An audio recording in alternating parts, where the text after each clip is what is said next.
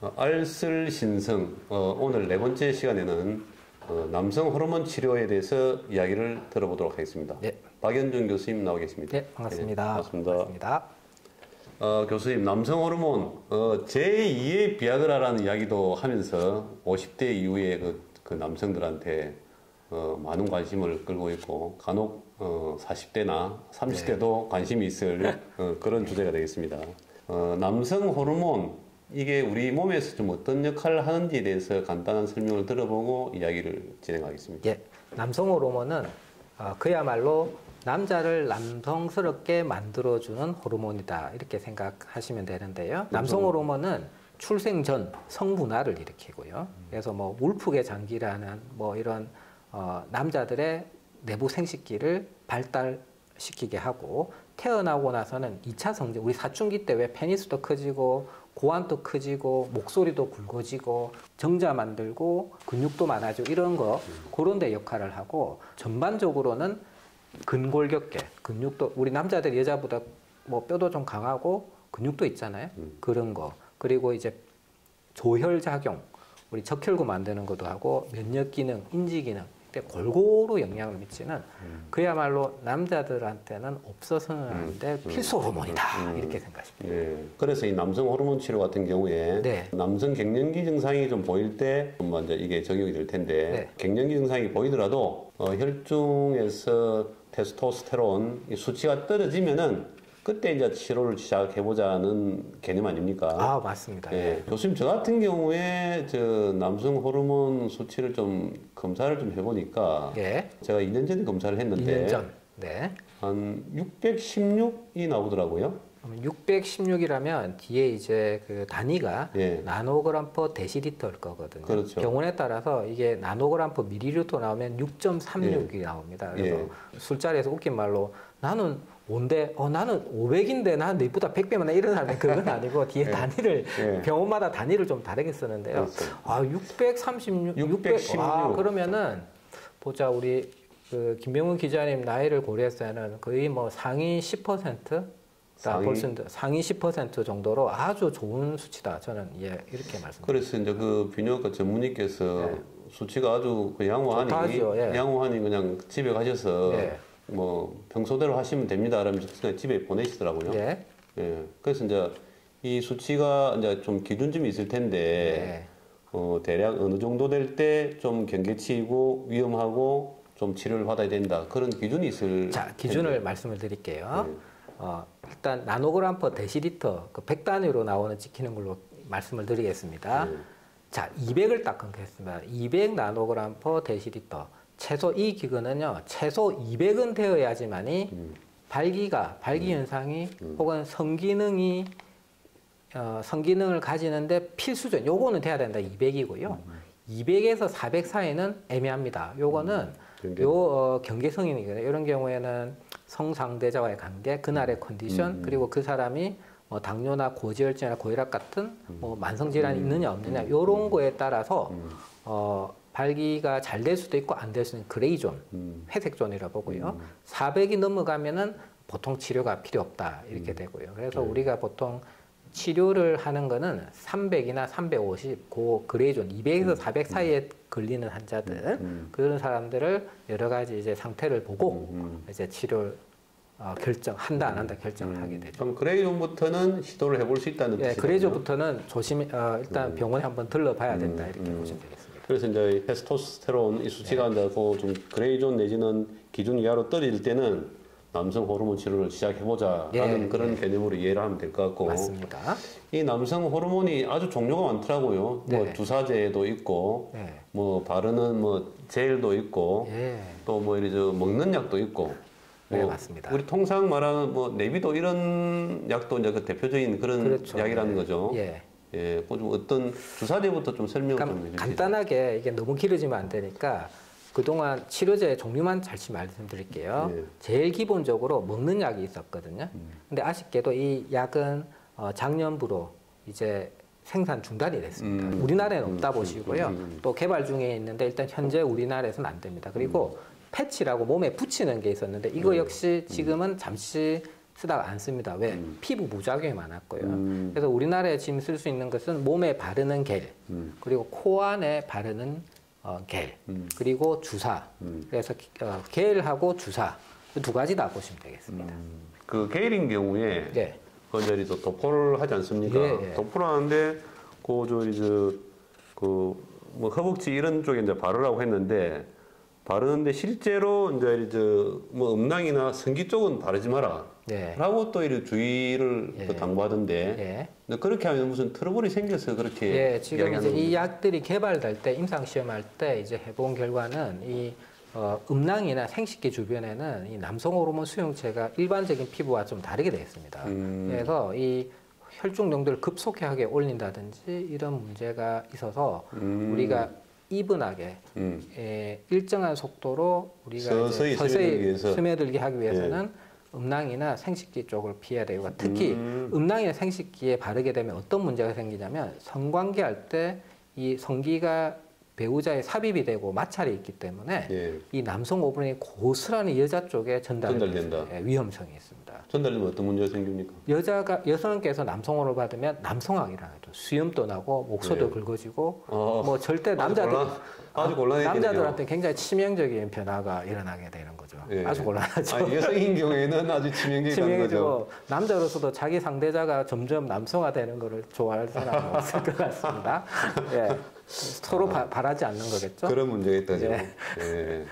그러면은 이제 서서히 퍼지기 위해서 효과를 발현시키기 위해서 그렇다라고 했는데 그 가끔 이제 주사제 같은 경우도 주사를 놓고 나면은 그 주사 맞고 나서 직후 며칠간 이게 또 확 오르지 않습니까? 그런 문제도 똑같은 이유라고 볼 수 있겠네요. 정확한 지적이십니다. 그거를 표현하는 단어가 있거든요. 롤러코스터 아시죠? 그래서 롤러코스터 효과라고 합니다. 그래서 주로 어떤 주사에 말이 있냐면은 단기 지속형, 한 2주마다 혹은 3주마다 맞는 주사가 있거든요. 그게 사실 많이 씁니다. 왜냐하면 가격이 저렴하기 때문에 많이 쓰긴 하는데 단점이 바로 우리 기자님께서 말씀하셨던 주사 맞은 직후에는 혈중 농도가 지나치게 올라가고 위에는 급격하게 떨어지죠. 그래서 실제 몸에 이펙트를 안전하게 줄 수 있는 구간은 많지 않아요. 그래서 롤러코스터 이펙트라 하고 노인분들한테는 이 롤러코스터에서 높이 올라갔을 때 부작용의 우려가 있기. 차라리 뭐 효과 없으면 상관없는데 이게 이제 부작용이 발생 우려가 있는 구간이 있기 때문에 좀 노인들에게서는 조금 저렴하긴 하지만 좀 조심해야 된다 이렇게. 그럼 단기 아닌 좀 장기 주사제도 이제 나와 있다는 것인데 거의 한 3개월짜리인가 뭐 그런 것도 그렇죠. 있다면서요? 그래서 이런 단기 지속형의 단점을 이렇게 극복하고자 12주, 3달 간격으로 맞는 한 번 맞으면 3달 정도 일정하게 유지되는 주사제가 있는데 뭐 그런 장점이 있는 반면에 또한 아무래도 고가일 수가 있죠. 이런 주사제가 보험이 안 되니까 조금 고가일 수가 있고요. 몸 안에서 서서히 이렇게 나오게 되니까 분자량이 큽니다. 엉덩이에 맞는데 좀 아프다는 분들이 있어요. 뭐 다 아프다는 분들한테 그런 또 부작용이 있고, 그래서 그러고 또 뭐 오래 가다 보니까 한 번 주사 맞았는데 뭐 부작용이 있으면 뺄 수도 없고 이런 문제도 좀 있죠. 해독제 이런 건 없거든요. 요즘 뭐 또 인기 있는 게 좀 코에 하는 좀 뭐 이제 점막에 좀 바르는 그게 좀 인기라던데요. 왜 그렇습니까? 그거는 나잘겔인데요. 뭐 상품명 우리가 뭐 이렇게 뭐 협찬 받는 게 아니라 나테스토 나잘겔이라는 건데 그게 이제 조금 이제 주목을 받는 이유는 일단 몸에 바른다고 상상을 해볼까요? 옷 다 벗고 이렇게 발랐어요. 마를 때까지 옷 벗고 이렇게 기다리는 그거 굉장히 힘듭니다. 그리고 요거를 바르고 나서 만약에 상생대를 포옹을 한다 이런 경우에 이 피부에 있는 게 그래도 넘어갈 가능성이 있어요. 그래서 이 코에 바르는 거는 안전하고 이게 그런 면에서 성상대자 접촉이 없기 때문에 그런 면에서 진일보한 제재다 이렇게 볼 수가 있을 것 같습니다. 그래서 사실은 이제 남성 호르몬이 제2의 비아그라라고 이야기할 정도로 선풍적인 인기를 얻고 있지만 또 반면에 심혈관계 질환에 조금 좀 부작용이 좀 있던데요. 그래서 이제 그런 것들을 감안해서 그러면은 이 여러 가지 조합이 있는데 가장 훌륭한 조합은 치료제들을 어떻게 선택해서 사용하는 게 최선입니까? 대표적인 부작용이 뭐냐면 모든 사람이 나타나는 건 아니고요. 이게 조혈작용이 있댔죠. 네. 피를 만들기 때문에 피를 좀 쉽게 말해서 찐득찐득하게 만든다 보면 됩니다. 그래서 그 원래부터 혈색소 수치가 높다든지 우렬성 신부전이 있다든지 수면 중 무호흡증이 있다든지 고령이라든지 이런 분들은 혈전증이 올 가능성이 있기 때문에 그런 분들은 사전에 이제 안 쓰는 게 좋고요.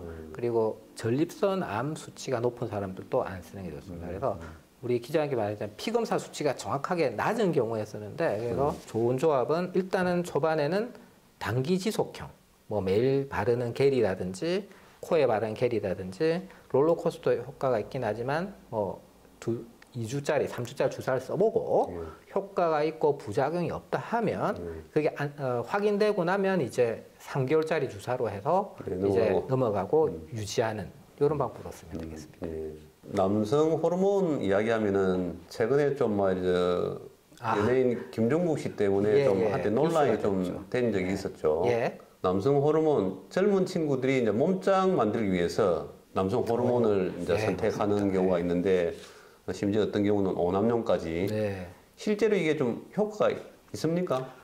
효과가 있습니다. 이게 왜 그러냐면은 남성 호르몬의 역할이 성기능, 정자 만들고 성기능도 있지만 또 하나 중요한 작용이 근육을 만드는 능력이 있어요. 그래서 이 남성 호르몬을 맞으면 운동을 하면 쉽게 근육이 붙습니다.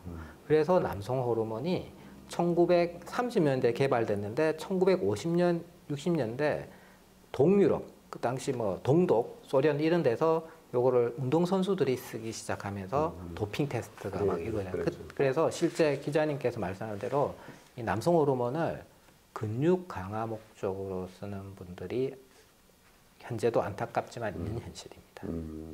그 이제 남성 호르몬 이야기도 하면서 또 이제 그 스테로이드 단백동화하는 뭐 그런 것도 좀 뭐 이야기가 있는데 그 두 개는 조금 차이가 있는 거죠. 남성 호르몬, 예, 맞습니다. 단백동화하는 스테로이드. 사촌간이라 보시면 될 겁니다. 원래는 남성 호르몬인데요. 그러니까 남성 호르몬의 그 구조식을 인위적으로 변경을 시켜서 그 남성 호르몬이 가진 근육 만드는 단백동화 기능을 뻥튀기를 한 호르몬이 단백동화 스테로이드, 단백동화 호르몬, 아나볼릭 스테로이드라는 거 그겁니다.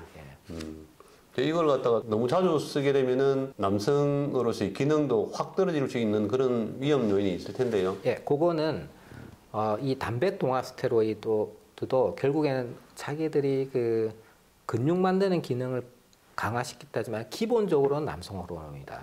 이게 부족한 사람들한테 치료적 목적으로 남성 호르몬을 채워주면 아무 문제가 없는데요. 원래 본인이 남성 호르몬을 우리 몸에서 잘 만들고 있는 사람한테 외부에서 남성 호르몬을 더 줬어요. 그러면 잉여분이 생기겠죠. 그렇죠. 피로 넘친다. 우리 몸에서는 이걸 가만두지 않습니다. 우리 몸에는 뇌하수체 시상하부라는 이 호르몬을 일정하게 유지시키는 시스템이 있어요. 그 중앙 관제탑이라고 생각합니다. 거기에서 우리 주인님 몸에 현재 남성 호르몬이 너무 넘친다. 부작용이 우려돼. 자, 남성 호르몬 만드는 기능을 줄여라고 신호를 보내면 남성 호르몬이 어디서 만들어지죠? 고안에서 만들어요. 고안이 스스로 퇴화되기 시작합니다. 그래서 고안이 위축되고 고안에서 정자는 만드는 기능도 줄어듭니다. 그래서 남성 호르몬이 밖에서 투여하는 것은 그거는 역으로 피임제를 먹는 거하고 비슷한 효과입니다. 실제로 이걸 갖다 과하게 쓴 사람은 이제 그게 고환이 아주 작고 그렇죠. 그 남성 정자 생성에 아주 좀 뭐 악영향을 끼친다. 그럴 수 있습니다. 이론적으로는 실제 그런 일들이 있습니다. 그렇습니다. 오늘 이상으로 남성 호르몬 치료에 대한 이야기를 우리 박연정 교수님으로부터 들어봤습니다. 교수님 감사합니다. 감사합니다.